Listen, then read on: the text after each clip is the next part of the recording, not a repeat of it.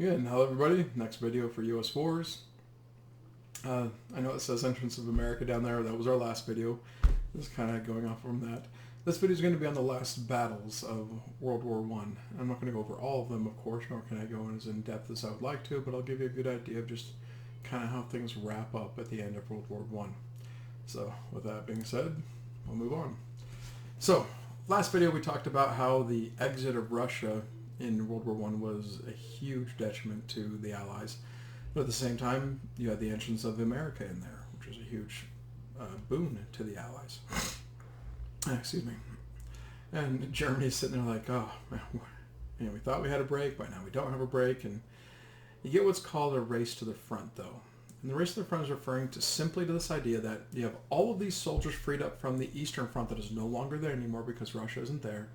And they're being transported over to the Western Front and prepared for a massive offensive. Whereas can the almost 1.5 million Americans that have either volunteered or they did do a draft, or drafted, going to be able to get trained and sent over fast enough to Europe to make a difference? And Germany is the one that's really feeling it at this point. Like, we have to attack before the end of this. Now, we're going to be, that's the feeling at least at the end of 1917 going into the beginning of 1918. Today we're going to be talking about the last major Allied offensives. I shouldn't say offensive. We're going to talk about one more in particular, but last major Allied offensives on the Western Front, meaning Britain and France and what they do. And then the major, massive offensive the Germans launch. Like, the Germans never launched an offensive like this or really had any offensives since the very first few months of the war until you get to this point almost 4 years later. But that's what the race to the front is referring to, this idea of, can the Germans get that offensive going with all their extra troops before all the extra American troops come over and tilt the tilt the advantage of the Allies again, manpower-wise. And the Germans realize if that offensive doesn't work, if their big one doesn't work, they're done. Just done. They're not going to be able to win this war the way they wanted to. So, now, this slide is only talking about one of the major battles.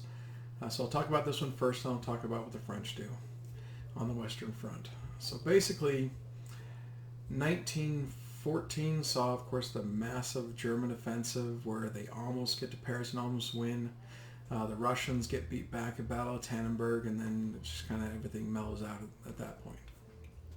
I shouldn't say mellows out, but it settles down at that point into the trench warfare. 1915 saw a lot of major offensives launched by the Allies against the Germans, haphazardly, not understanding the dangers of trench warfare, still kind of figuring things out, thinking they could throw tons of manpower and overwhelm the Germans, and it doesn't work. Then the Germans do their Verdun offensive, the whole idea of bleed France white, hopefully you can get them out of the war that way. The British and French launched the Somme offensive Verdun started in 1915, then the British and the French launched the Somme offensive in 1916. And that's kind of where we're at for the Western Front. And we talked about that a couple weeks ago when we were in class.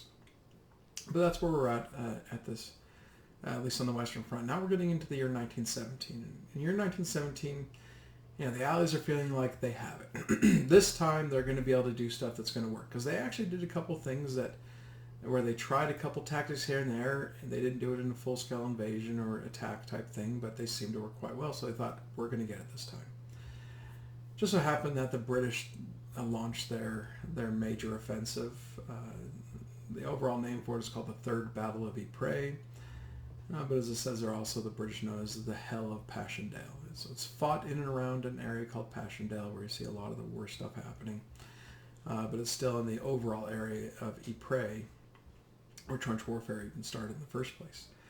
And if you're looking at these pictures, you're kind of getting the idea of what happened here. You can just guess. They had a lot of rain. So the British had scheduled this offensive, months ahead of time, and then they get a solid 2 months of rain. When I mean a solid 2 months of rain, it doesn't stop. It saturates, it liquefies the ground so thoroughly that it's impassable. The British engineers had to work day and night, basically making all those road systems and bridges that you see there. If you remember the story I told in class, pretty early on, just because I told it when I was thinking of it, but this is the time when you get that story of that soldier that is stuck in the mud to his knees and they can't get him out. Then they see him 18 hours later, all the way up to his chin, just blubbering, completely mad and insane. Because they couldn't get him out. The mud was so bad. And and this is also where they were teaching. They did this beforehand, but this is where you saw a lot of situations, even more situations, because you also had all the gas stuff going into this as well, where the training on how to kill your friend, I don't want to use the word necessary, but came up a lot more as what seemed like maybe was the best thing to do in certain cases. But man, I don't even want to put myself in that type of mindset or situation. But that's what's going on here. The British launched this massive offensive in the mud. And the Germans and British both suffer massively in this mud. They both have stories of people sinking in the mud, but the British really get it. I mean, they're trying to attack across those bridges that you see there, and the Germans just mow them down. It's just, they're not spread out at all. They're just narrow, and you just need to have your machine gun focused on one way, and you can really get those British. And so this was, it was a failed offensive, and definitely was another tick mark in the book against Douglas Haig, the overall British commander, where he's called Haig the Butcher. It just doesn't go well. So, now the other offensive is the one the French do, and I should have a slide on this. I don't. I apologize. But the offensive that the French do is what's called the Nivelle offensive. And this is something where a guy named Nivelle takes over and he says, I'm going to launch this offensive. It's going to work so well that I'll be able to win this war in 3 days. And he promises that. He'll win the war in 3 days with all of his plans and things he has going on. There's some pretty cool things that the French came up with. Like one of the tactics they decided to come up with in the Nivelle offensive was, I know it's going to sound like weird to say, but like an artillery force field. Now the artillery force field works is you train your artillery and your infantry to fire and march about the same time, meaning that your men are out in the open marching while your artillery is still firing. Something very dangerous to do because of friendly fire casualties that usually occur. But the artillery guys were so good that they would fire, and then every 5 to 10 seconds fire another volley. It's usually like every 5 to 8 seconds. And it's always in sync with the marching soldiers. So the soldiers are not running. They are marching behind at a cadence, and the force field of just the wall of basically dust and explosions is moving before them. So as the soldiers are moving, they have a huge wall of explosions moving just in front of them. The Germans don't see it coming. That actually did work quite well, but it only worked so well for the overrunning the first few German trenches. They had a lot more trenches. And so once you got into the hand-to-hand combat, things bogged down again.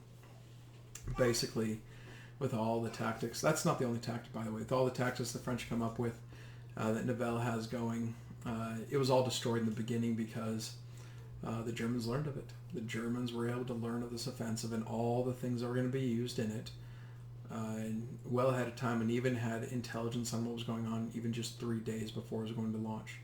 Nivelle was actually told that the Germans had learned about it and they might want to change things up or postpone it. And he's like, nope, this is going to work, and he just does it anyways. Yeah, pretty dumb. Well, from our perspective, dumb, but there's a lot of people back then who were calling him pretty dumb.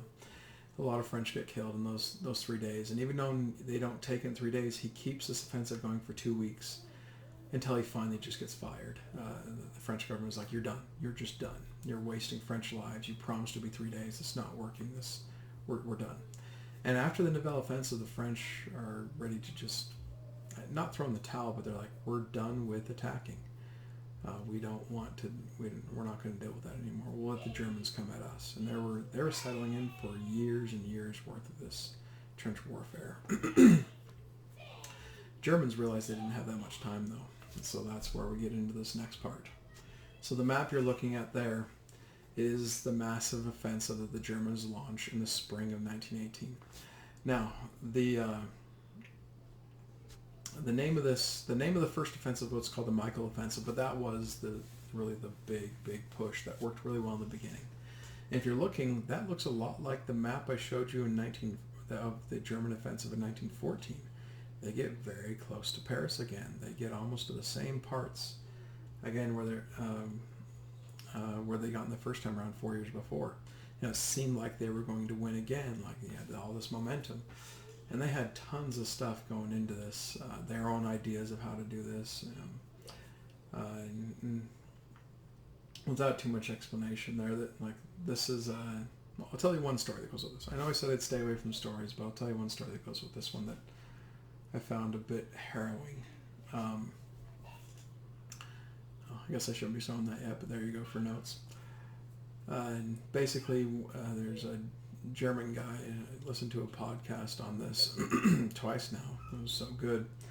But they shared a personal story of a guy that was so ready for this attack. Him and his friends for weeks were talking about, arguing who was going to kill the most British guys or French guys, how long they'd be able to live themselves, like just that's really weird, surreal talk to us, but that's the type of talk they were having.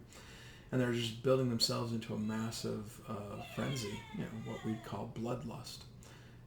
Nice term for it. To where this German soldier said that in a way, like his eyes were like through them, he was seeing the world in red. He was so ready just to cause destruction, mayhem, and kill people. And by the way, this went both ways. This is not just a German thing. There's accounts. Yeah. Anyways, it goes both ways there. It's not just one-sided a war thing. But the day of the Michael offensive comes and they attack, and they easily overrun the British positions, mainly because the British were still they were depleted from their offensive just the year before, and just a lot of other things that were going on, and they were not ready for this. They did not know this was coming. I think they should have, but they did not see this one coming. The Germans were very good at hiding it. This one was going to happen. So they overrun this, and this guy talks about how when they overran the first trench, he wasn't necessarily in the first wave, and the British that lived were retreating at the moment overland. They'd gotten out of the trench and actually were running because it was such a hardcore offensive. They couldn't do the trench warfare tactics that I taught you earlier. I just lost my train of thought. But this guy sees a British officer through the peripheral vision of himself to his right, and the British officer, a younger guy, was cowering, he's just kind of hoping to be ignored, but he sees him, so he pulls out his pistol and walks up to the guy like an executioner.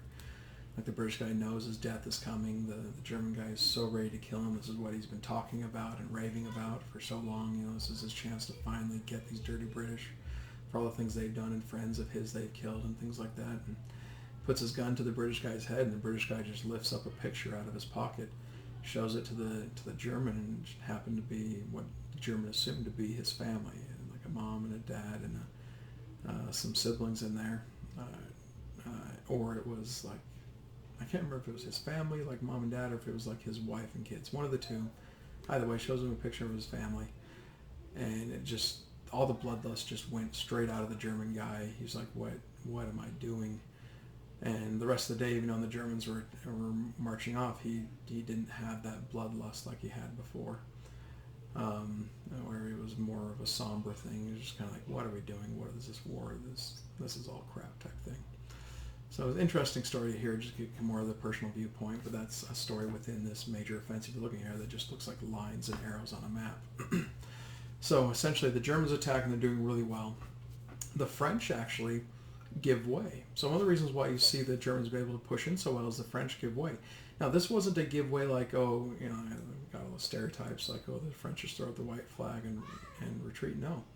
The overall commander of the French, the guy's name is Ferdinand Foch, F-O-C-H. Yes, don't say that 10 times fast.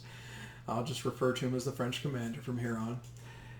He actually holds back his troops, lets places get overrun because he is hoping that the Germans run out of steam. And when they run out of steam, he will have so many fresh troops that he'll be able to do a massive counterattack back. And that it works incredibly well for him. The British commander, Haig, is just beside himself. and almost all of his positions get overrun, and the British are almost in full retreat. But that's not the main area. Again, if you're seeing here, the British are up here, the French are down here, and if you're noticing, that's where the Germans are really making their big push, as Paris is still the target. Take Paris, you win the war. City of Paris, that is.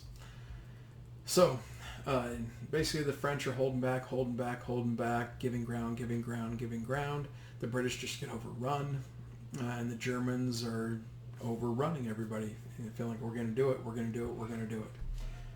And in come the Americans. The Americans are there. They actually have been there for a while, but not in great numbers. But again, I'm spitballing a little bit here. I think we had somewhere around 150 to 250,000 troops ready to go.